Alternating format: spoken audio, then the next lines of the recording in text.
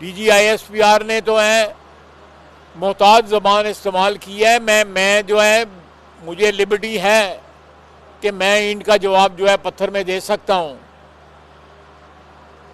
लेकिन इन लोगों को सिवाय इस बात के, और फिर जो है गैर सियासी खातून है PTI के लीडर की हमशीरा, उन्होंने जब गुफ्तगू की है इंडियन मीडिया के साथ जो है, क्या वो कोई पाकिस्तानी गुफ्तगू कर सकता है? क्या वो हम एक ऐसे दुश्मन के साथ जो अजली और अबदी हमारा दुश्मन है उसकी मीडिया के ऊपर जाके इस किस्म की गुफ्तगू को पाकिस्तानी कर सकता है, और वो भी खातून? ये किस तरह अपने आप को पाकिस्तानी कहते हैं? ये किस तरह अपने आप को महब वतन करार दे सकते हैं? इनका ईमान, इनकी हर चीज़, इनका नज़रिया, हर चीज़ जो है इक़्तिदार है। इस मट्टी के साथ इनका कोई रिश्ता नहीं है।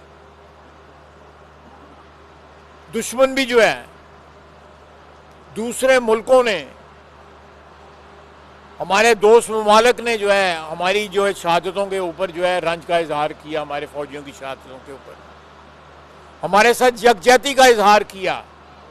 जंग के दौरान जो है हमारे दोस्त, हमारे भाई जो है हमारे साथ कंधे से कंधा मिला के खड़े रहे,